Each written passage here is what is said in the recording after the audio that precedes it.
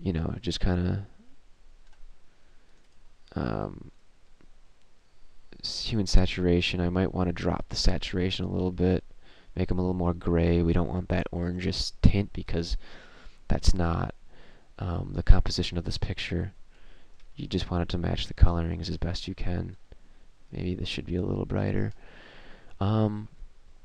Okay, so we have, I guess, that right, and we'll now what we want to do is we want to blur the entire thing. So we'll select the elephant layer again, and we'll do maybe a smart blur. And it's hard to say because it's not rendering it in real time.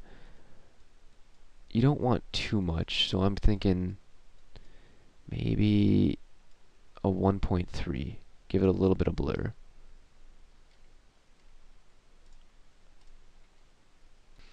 Okay, actually I just went back and reviewed what I just recorded, the previous segment, and I first of all realized that the quality of these pictures when the video is rendered does actually suffer.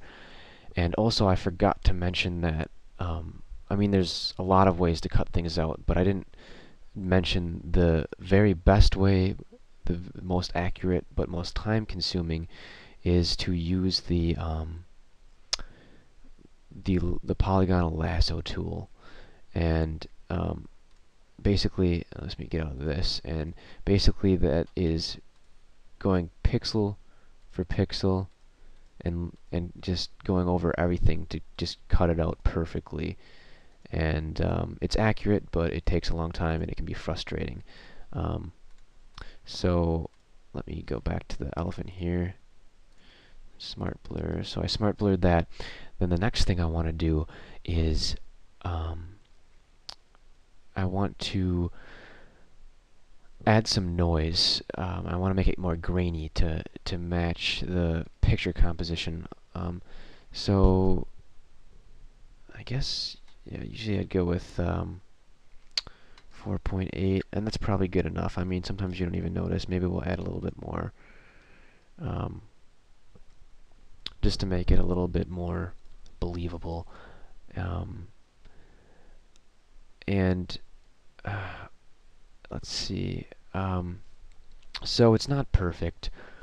It's not nearly as good as the first one I did, and nor even the one that I did just previous to this one that didn't record.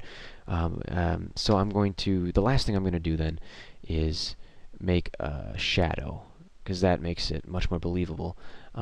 So I'll select the pixels of the elephant, and I'll make an exposure layer, and I will set it all the way to the negative 20 as far as you can go.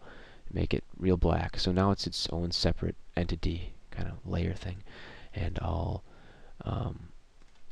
I'll rotate it. You see now it's its own thing.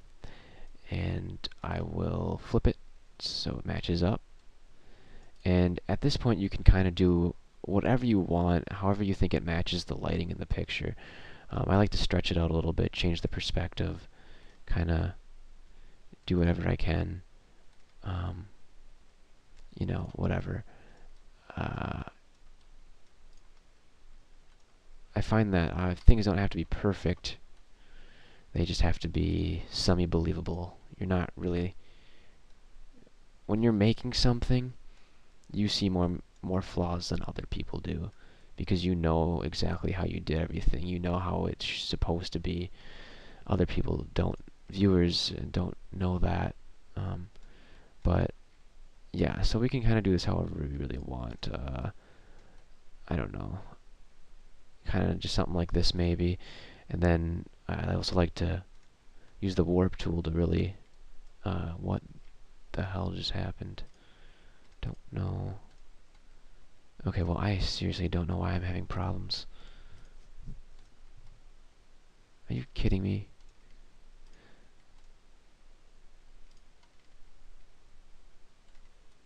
Okay, honestly, normally this just works. I don't know why it's doing this. Apparently I just can't see what I'm doing, but I'm trying to warp each little part. I'm having more and more problems as I do this. Fine. You know what? It's just not going to be perfect this time around because I can't even see what I'm doing. Fine, that's fine. So you'll notice we have a shadow. Then I like to change the opacity to make it look like, you know, it's blending in, it's an actual shadow. So we're going to put it to 37. Then, I keep forgetting I can't select this. Normally I'd select the exposure, I'd select this layer, and I'd just add a smart blur, but for some reason it's not letting me do that, and I don't have time to figure it out. So I'm just going to go over it with a blur. I'm going to manually blur it. Actually, I'll make the brush bigger. So we're just blurring the shadow now, because that's the most important part. You want your shadow to be blurred. The edges need to dissipate. Okay, so there we go. We have it blurred. And then if you want to do something a little extra, I like to add a new layer, put it under the elephant, and I just kind of make it, change the opaque level to decent, you know, a lower one, and I kind of just, you know, darken it maybe under the feet a little bit or under here, kind of just a little bit, just to add a little something, a little depth to it. Like the darkest part of the shadow is going to be under here. There's the least amount of light, and you know, and maybe I can change that opacity of that a little bit because maybe it's too much, and you know, whatever. And yeah, I mean, I guess at this point it's done. It's not perfect. It's a pretty crude job, but yeah, your main points on making it as believable as you can is you want to get the sizing right.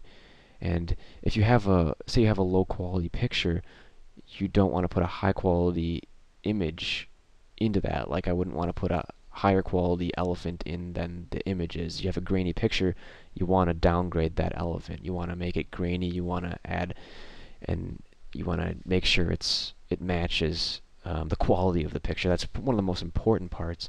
And then of course you want to match the exposure, and the contrast. You want to make sure it's darks and lights match up right. You want the coloring to match up right. You don't want like the elephant had more of a yellowish hue. I wanted that to this picture's tone is more of a darker blues and grays, and I wanted that to stand out. So you want that to be done. I think you'll notice that if I can do color balance, you know, whoops, that's not what I wanted to do.